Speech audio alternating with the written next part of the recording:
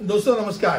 कानूनी बात बताने वाले मेरे YouTube चैनल में आपका स्वागत है। आज का विषय लीज पर जो प्रॉपर्टी दी जाती है उसके बारे में, यानी पट्टे पर जो संपत्ति दी जाती है उसके बारे में हम चर्चा करने जा रहे हैं, हम इंफॉर्मेशन देने जा रहे हैं। अब पट्टे पर संपत्ति का जो संदर्भ है, वहाँ एक पक्ष जो मालिक होता है, यानी उसका उस प्रॉपर्टी के ऊपर मालकाना हक होता है। प्रॉपर्टी कार्ड में नाम हो या सोसाइटी में शेयर सर्टिफिकेट पे नाम हो, मेरा खुद का है, ऐसा एक पक्ष दूसरे पक्ष को एक विशिष्ट अवधि के लिए वो संपत्ति या भूमि का उपयोग करने का अधिकार देता है, उसके किसके बदले में? पैसे के बदले में। अब पट्टे की अवधि जो निर्धारित समय तक होती है वो एक जैसी, सर्वसामान्य रीत्या एक जैसी रहती है। 10 साल के लिए मैंने पट्टे पे संपत्ति दी है तो 10 साल तक मेरी वो रेंट उतनी रहेगी। 10 साल के बाद जब रिन्यू करने का सवाल आएगा तब बढ़ेगी। अब लीज सामान्यतः रूप से 5 बरस से जब अधिकतम होती है तब उसे लीज पे एग्रीमेंट किया हुआ माना जाता है। अब ऐसा लीज क्यों करना पड़ता है?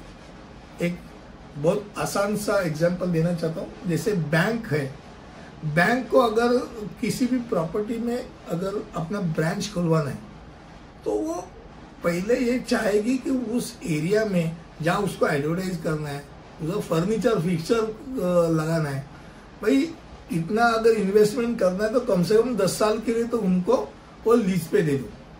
और 3 साल के अंदर उस मालिक ने बोला निकलो यहाँ से, तो वो वहां से वो फिक्सचर और फर्नीचर पे जो खर्चा किया वो सब खर्चा फोकट जाएगा, वो फेंकना पड़ेगा। और जो ग्राहक है वो ग्राहक यहाँ से वहां से वहां नहीं जाते। यानी ऐसे समय में बैंक चाहती है कि भाई हमको 10 साल या 30 साल का एक लीज पे आपका जगह दे दो, हर 10 साल के बाद हम पैसा बढ़ाएंगे पर हमको लीज पे दे। अब जब लीज या पट्टे की बात होती है तो पट्टे का अवधि पट्टेदार और पट्टादाता दोनों के लिए एक अवधि वो तय करते हैं।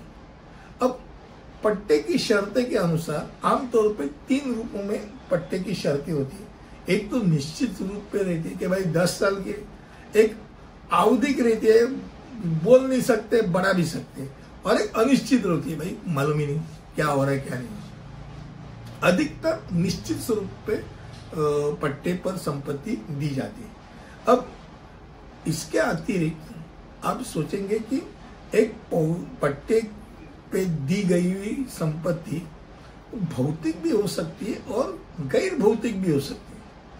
हमारे दिमाग में यही है कि भाई ऐसे जो है, जो इमूवेबल प्रॉपर्टी के बारे में हम सोचते हैं, मूवेबल प्रॉपर्टी भी रहती है, वो भी पट्टे पे दी सकते हैं।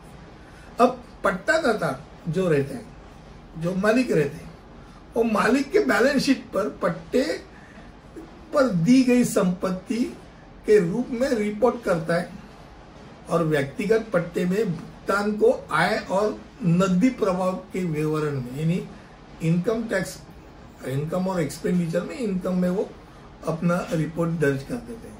और पट्टेदार जो रहते हैं, जिसको पट्टे पे दिए, वो वही संपत्ति का संभावित मालिक होने के नाते अपनी हिस्सेदारी और उनके आवश्यक भुगतान के कारण बैलेंस शीट के लिखते समय वो जो संपत्ति और देनेदारी दोनों के रूप में जाते हैं, एसेट पे भी आ जाता है, लायबिलिटी पे भी आ जाता है। अब लीज समझौता रहता है, जैसे मैं प्रॉपर्टी लीज पे देनी, 5 साल के अंदर की प्रॉपर्टी लीज पे क्यों नहीं दी जाती? वो लिव-इन लाइसेंस पे दी जाती है। दोनों में फर्क क्या है? तो लीज का समझौता जो होता है वो स्टैंप ड्यूटी की उसकी गणना बाजार मूल्य की, जैसे मार्केट वैल्यू होते हैं, उसके ऊपर होता है, और वो हमेशा लिव-इन लाइसेंस के स्टैंप ड्यूटी से हमेशा अधिक होता है। तो इसलिए 5 साल तक हम लोग लिव-इन लाइसेंस देखते हैं, 5 साल के ऊपर करना ही पड़ता है और लीज पे ऊपर ही देना पड़ता है, लीज ही एग्रीमेंट हो जाता है। Registration live in relation, online live in relation 5-6 साल तक ही होते हैं, उसके ऊपर का लीज एग्रीमेंट होता है, वो सब रजिस्टर के या स्टैम्प ड्यूटी भर के करना पड़ता है। आज का विषय था पट्टे पर संपत्ति यानी लीज पर प्रॉपर्टी। मुझे लगता है कम शब्दों में आपके सामने मैंने रखा। अगले वीडियो में ऐसे ही कुछ लेकर आऊंगा, तब तक के लिए अनुमति दीजिए। धन्यवाद।